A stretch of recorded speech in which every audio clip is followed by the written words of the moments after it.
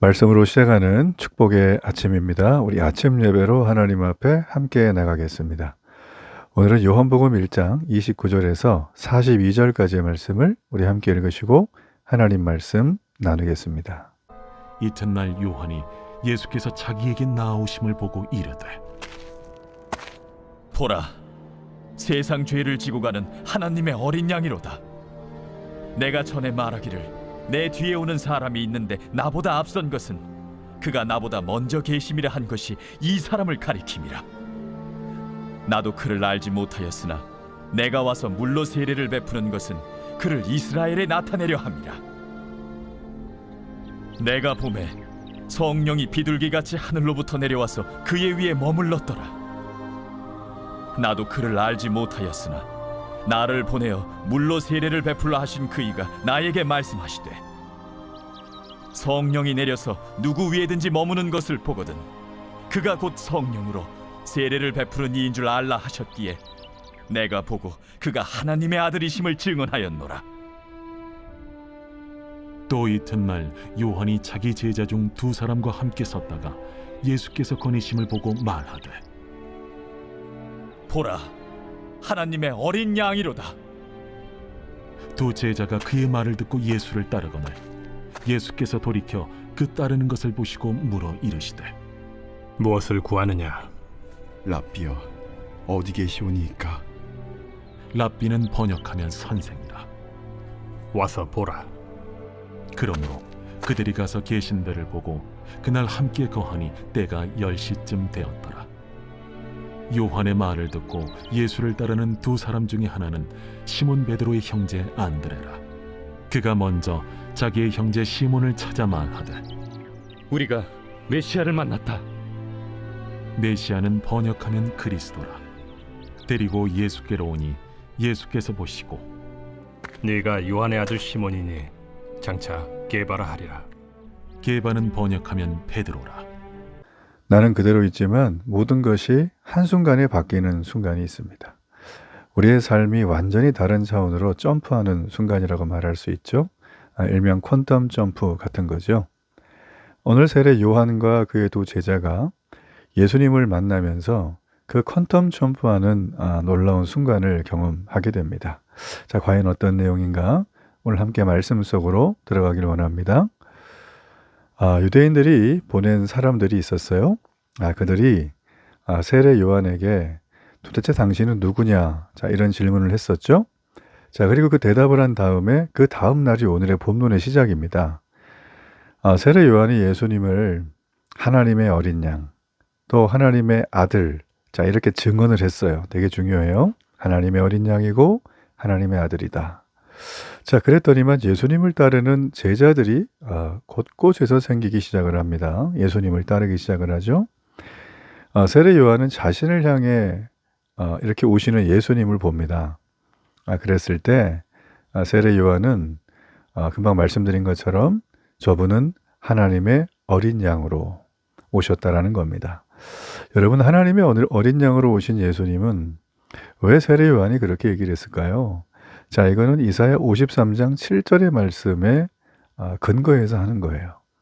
하나님의 어린 양은 세상의 죄를 담당하실 분을 얘기해요.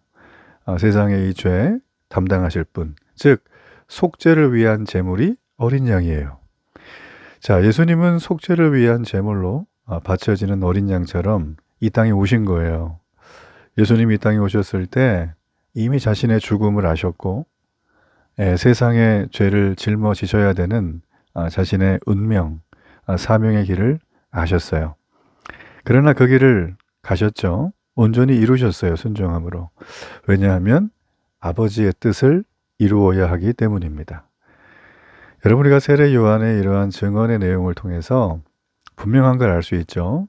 예수님의 신적인 신성이 있는 분이다. 그리고 그분의 구원의 사역, 이 구속의 사역은 하나님 아버지의 뜻에서 나온 거라는 거예요. 즉흥적인 게 아니고요. 그래서 예수님께서 순종하는 것은 하나님 아버지의 뜻에 순종하는 것이다. 그러니까 그분의 순종하심으로 하나님의 뜻이 이루어지는 장면이라는 것입니다. 대단히 중요하죠. 하나님께서 순종하신 이 예수님처럼 우리 역시 하나님의 뜻과 그에 대한 순종을 통해서 살아가는 것이 우리 삶에 굉장히 중요한 기준으로 삼아야 됩니다. 자, 이를 토대로 해서 하나님이 나를 통해 이루고자 하시는 그분의 뜻, 그분의 계획이 무엇인지를 살피는 시간. 자, 이 시간이 바로 말씀을 묵상하는 아침 예배의 시간입니다. 아직 나를 향한 하나님이 이루고자 하는 뜻이 무엇인지, 계획이 무엇인지를 발견하지 못한 분들, 자, 그런 분들이라면 이 아침 예배 시간을 굉장히 귀하게 여기시길 바라요. 예수님께서 보여주셨던 그 모습처럼 우리에게도 하나님은 알려주십니다. 그리고 내가 순종해야 될 그 뜻과 계획을 위한 것이 무엇인지 알려주십니다. 또 하나 우리가 35절에서 39절까지를 보면 예수님께서 하나님의 어린 양이라고 하죠. 자, 이렇게 세례 요한이 증언을 했어요. 그랬더니 이걸 듣고 두 제자가 예수님을 따라가요. 자, 세례 요한의 제자였어요. 예수님은 자신을 따라오는 그들에게 무엇을 요구하냐 이렇게 물으셨어요. 예, 그 물음 속에는 예수님은 좀 간파하신 것 같아요. 그들이 영적인 깊은 갈망이 있었다는 거죠. 예수님이 그 질문을 하자 그들이 물어요.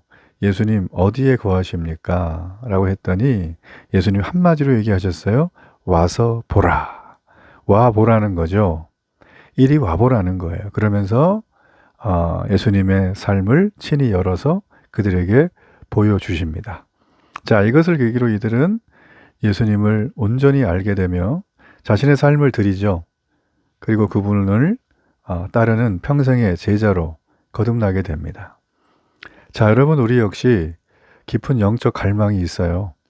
그 영적 갈망을 우리 주님께 보여야 됩니다. 요즘에 점치는 사람들이 점 보는 심심풀이로 보는 사람이 많이 늘어난다고 하는데 그쪽은 번지수가 잘못됐어요. 여러분, 우리의 영적 갈망은 심심풀이 땅콩이 아닙니다. 이걸 감당할 수 있는 분에게 드려야 돼요. 이걸 간파하는 분에게 드려야 돼요. 무당들이 흔히 얘기하는 것처럼 점괘가 이렇고 저렇고, 여러분 그거는 사탄도 할 수 있어요. 조물에긴 귀신들도 얼마든지 어느 정도까지는 우리 일상생활의 의식주에 관련된 우리의 내면의 좀 복잡함 관련된 것들은 대충 맞출 수 있어요. 그리고 굳이 우리가 무당 아니더라도 인생에 경륜이 인생의 짬밥이 있잖아요. 대충 보면 느낌이 다 오죠. 예. 그래서 여러분, 우리가 영적 갈망을 가지는 건 대단히 중요한데, 자, 이걸 누구에게 말하는가는 훨씬 더 중요하다는 거예요. 자, 우리 예수님 앞에 나가야 되겠죠? 예수님께 나가야 되는 거예요. 그러면 예수님이 우리에게 내가 이런 존재라는 거 알려주십니다. 나타내 주세요. 예. 자, 이게 너무나 중요해요. 자, 그렇다면 여러분 스스로에게 질문해 보세요. 나는 지금 이런 예수님께 영적 갈망을 가지고 있는가? 그리고 예수님께 갈망을 보여주고 있는가? 예. 그리고 더 깊이 알기 위해서 나의 삶을 드리고 있는가? 아니면 내가 원하는 걸 얻기 위해서 그저 목표 성취의 수단 정도로 내가 기독교인으로 살아가고 있는가? 자, 이 질문에 솔직히 답해보는 이 하루가 되기를 바랍니다. 자, 이제 42절 마지막까지의 내용을 좀 보겠습니다. 여기에 보면 예수님을 찾았던 요한의 제자 안드레가 등장하죠. 예수님을 만난 다음에 이 안드레가요, 자신의 형제인 베드로에게 찾아가요. 그러면서 자신이 메시아를 만났다고 한마디 말해요. 그리고 그를 데리고 예수님께로 갑니다. 예수님은 베드로가 오는 걸 보셨어요. 예수님은 그저 한 어부에 불과한 그의 베드로의 현재 모습만을 보신 게 아니라 그의 미래를 보셨어요. 그래서 예수님은 베드로가 반석과 같은 믿음을 가질 것을 아시고 그를 통해 앞으로 세워질 교회를 다 내다보시면서 그의 이름을 베드로에서 게바라고 하는 새 이름을 주셨죠. 자, 이렇게 예수님께 나갔더니 그의 인생이 완전히 바뀌는 퀀텀 점프의 시간입니다. 자, 여기서 주목할 것은 베드로, 이 사람보다 안드레가 중요해요.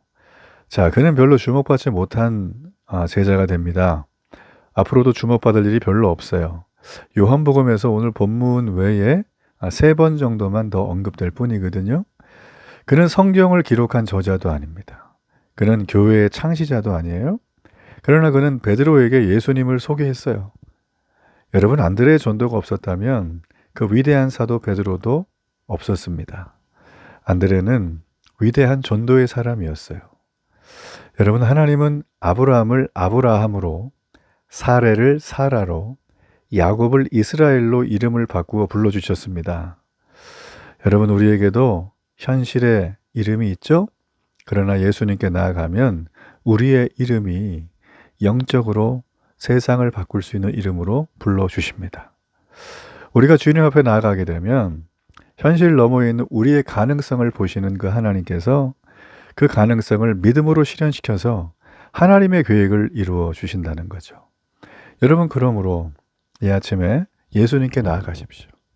예수님께 나아가는 마음을 구체적으로 내 마음에 그려보시고 내게 깊은 영적 갈망을 달라고 하나님 앞에 엎드리길 바랍니다. 그 갈망이 하나님의 임재와 은혜를 불러오게 될 것입니다.